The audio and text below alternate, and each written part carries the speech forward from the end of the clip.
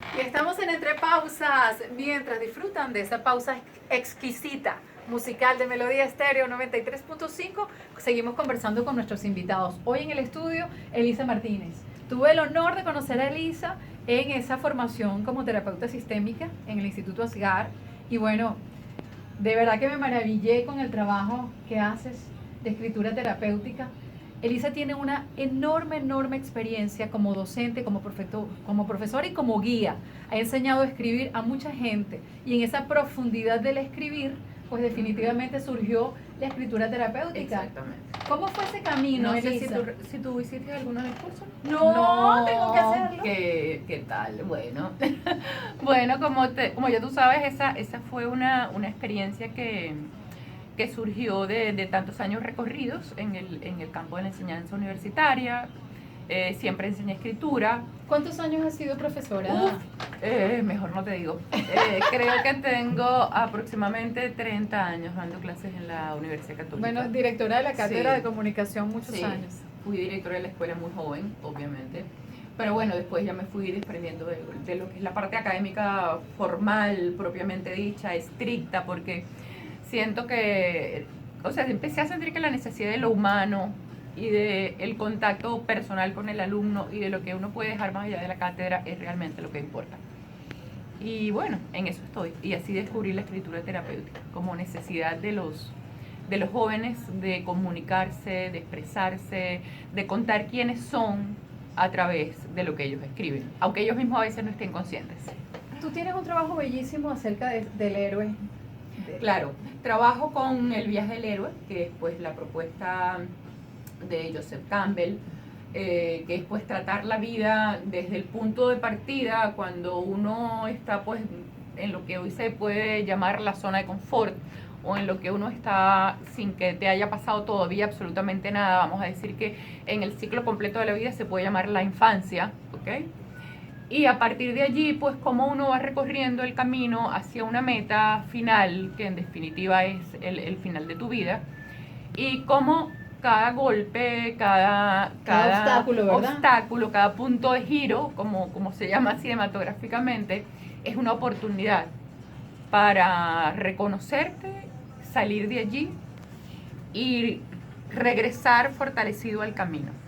¿Qué es lo que llaman resiliencia? Es lo que llaman reconocer resiliencia. tu capacidad de superar tus Exactamente. tropiezos y los fracasos temporales que son parte de la vida. Exactamente. La vida viene en un combo. Exactamente. La vida viene en un combo. Cuando nosotros no aceptamos que la vida trae tristezas, dolores y pérdidas, entonces allí tenemos un problema. Sí, tenemos un problema, definitivamente. Pero cuando canalizamos todo ese trabajo y has salido en esta experiencia tuya, Eli, de esas vivencias, de ese revisarse y escribir, han surgido obras que son impresionantes. Claro.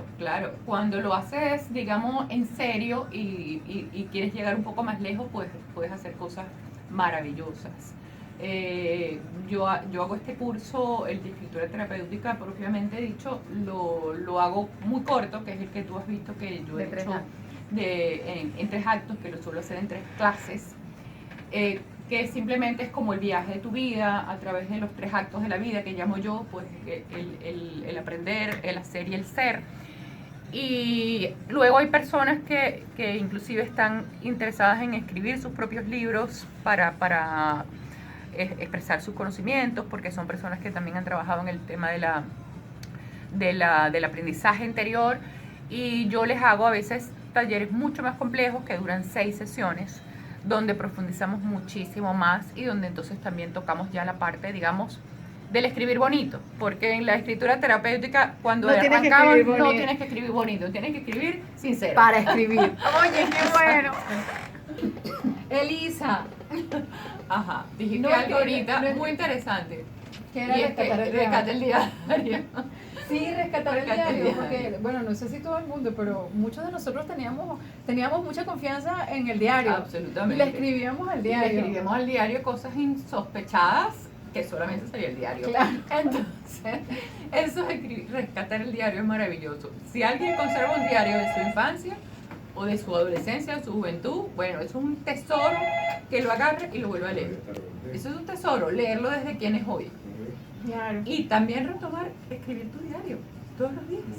Escribe, o sea, cada día, por ejemplo, un ejercicio bonito es cada día agradece 5 cosas bonitas que te pasaron ese día. Ajá, nosotros en Bienestar Inteligente lo hacemos con 3. Exactamente. Y la pregunta es, ¿qué fue lo mejor de mi día? ¿Qué Esa fue es la lo mejor de pregunta. mi día? 3. Exactamente. Pero no tienen que ser cosas grandes. No, a ver. no. O sea, nosotros no. decimos, estás buscando como unas experiencias grandiosas no. y hay cosas pequeñas que Exacto. salieron muy bien, que son fantásticas Exactamente. y que sirven para tener la noción de que hay cosas que reconocer. Que Yo hablo- reconocer. Me gusta la palabra reconocer, más que agradecer. Claro, es claro. como de reconocer que eso está bien, que eso me gustó. Por supuesto. Y también puedes hacer una lista de, en función de la meta a mediano plazo que yo tengo establecida, qué pasitos di hoy para acercarme a ella o qué pasitos no di.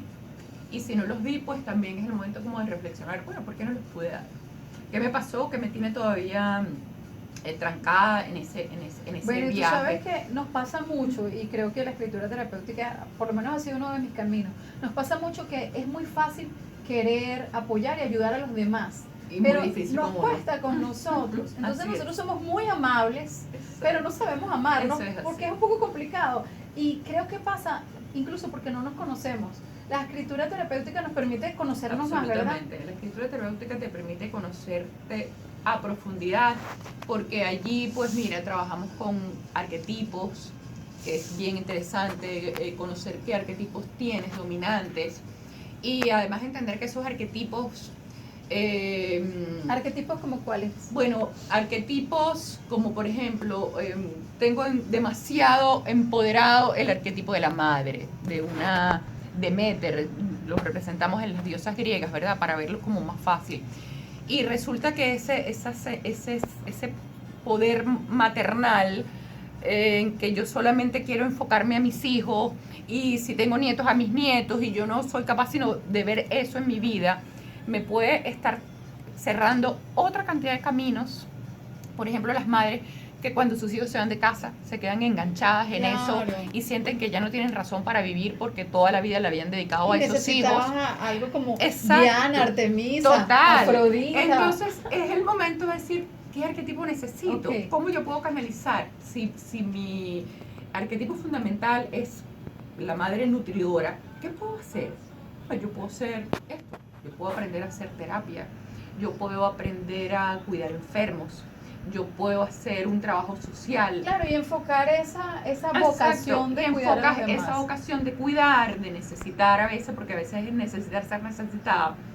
Sí, cuando amamos Exacto. demasiado necesitamos ser necesitadas. Entonces Y tienes necesitamos. muchas maneras de poder canalizar eso, echando mano de otros arquetipos que también tenemos, porque los tenemos todos, los arquetipos son universales y están en la conciencia colectiva.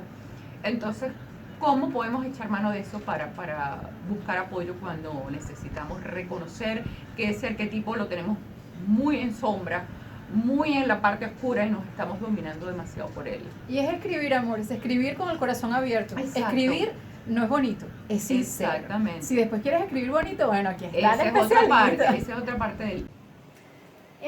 En nuestra entrepausa, ¿cómo es que tú trabajas? O sea, porque digo, oye, mi vida, casi 46 Ujú, años, ujú. ¿cómo yo comienzo a digerir mi vida para comenzar a escribirla y a hacer esa escritura, hacer ese desahogo terapéutico Claro. para progresar?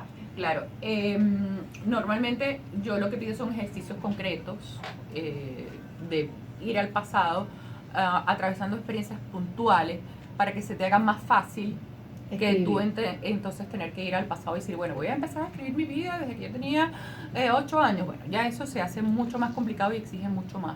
Entonces normalmente voy a hechos puntuales y para eso divido la vida en 3 actos. Como te dije, el primer acto que es el del aprender, que pues es la etapa de la formación de uno en el colegio, en la universidad o hasta donde sea que llegue tu formación, esa etapa donde todavía el producir no te pesa demasiado y estás concentrada pues en los aprendizajes y en el disfrute de la conociendo vida. el mundo. Conociendo el mundo, vas siempre hacia lo exterior, no te preocupa mucho demasiado el futuro, crees que tienes la vida por delante. Pero ahí pueden ocurrir también grandes momentos de crisis, ¿ok? Y a veces esos son los momentos de crisis que más nos marcan. Bueno, de hecho, los dramas de la vida, las poesías, las películas, las novelas, Exactamente. vienen de los dramas de la Es vida. así, es así. El segundo acto de la vida, pues obviamente es el que yo llamo el acto de hacer.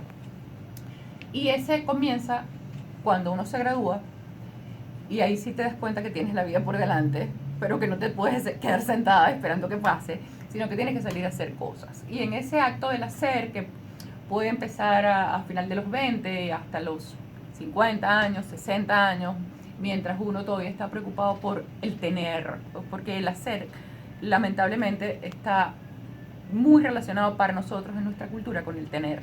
Mientras yo más hago, más tengo. Entonces, sí, ese es el paradigma. Es la casa, es el carro, es la casa mejor, es el carro mejor, es el colegio del chamo, es la ropa, es todo lo que nos hace que no tengamos pausa nunca en nuestra vida para nosotros, porque siempre estamos preocupados haciendo porque tenemos esa necesidad que nos ha creado el mundo. Te va presionando la sociedad vida, para proveerte y proveer a los tuyos. Yo siento que al final del primer medio siglo de la vida, uno comienza a tener una conciencia diferente de qué es lo que es la vida, a buscar como el sentido, eso de lo que habla Viktor Frankl, a decir, bueno, y yo todo esto que he hecho, a la larga, ¿para qué? ¿Cuál es el sentido? Si ya mi vida, o sea, te vas percatando de que tu vida o tu futuro es más corto que todo lo que has vivido. Entonces ahí empieza a entender como que tienes que desarrollar necesariamente una nueva conciencia. Y ese es el momento de pararte a mirar para atrás. Lo que pasa es que lamentablemente la mayoría de las personas no lo hacen. Siguen, y a veces pues como eso que te digo, de que tienes un arquetipo dominante que te está empujando toda la vida para allá y nunca tienes conciencia de eso, de que puedes cambiar eso, y eso te puede llevar a tener una vejez muy triste, muy sola, porque siempre estás en función de los demás o de lo demás, de el hacer para afuera o del dar a los demás, y te olvidas de ti, de tu verdadera esencia, de tu propio viaje como ser espiritual que somos, como ser humano, como seres humanos. Entonces esa última etapa yo la llamo la etapa del ser. Pues yo digo que ya alrededor de los 60 años uno tiene que pararse y decir, ¿qué quiero ser? ¿En qué me quiero convertir yo personalmente? Antes de que la vida finalice. Y a partir de ahí, pues uno tiene que descubrir pues que el ser humano, como dice Viktor Frankl, tiene una necesidad intrínseca, natural, de trascender. De que la vida tenga sentido. De que la vida tenga sentido. Y la trascendencia solamente la logras cuando sales de ti hacia los otros. O sea, ¿hacia qué voy a enfocar esta parte de mi vida que me queda, que va a enriquecer quién soy? Y en esa etapa precisamente estás tú. Y en esa etapa precisamente estoy yo. De empezar a trabajar, no solamente en tu ser, sino en apoyar a los demás, a expandirse, a abrir los ojos y antes de esa etapa, antes de que sea demasiado tarde, antes de que sea muy tarde. Bueno, hoy con el mundo tan complejo que vivimos y bueno, particularmente en Venezuela, yo tengo alumnos muy jóvenes que descubren muchas cosas de sí mismos y que tienen que enfrentarlas a muy corta edad. Y pues igualmente la terapia a través de la escritura te permite hacer ese viaje interior de reconocerte, de reconocer qué es lo que falla en lo que te rodea y cómo tú, como ser único, irrepetible en este mundo, tienes una manera de hacerlo distinto, ¿okay? Haciendo uso de tu libertad, que es tu libertad espiritual. Es lo que nos diferencia. Que es la máxima de las libertades. Es lo que nos diferencia de los demás seres vivientes. Ay, gracias, Heli.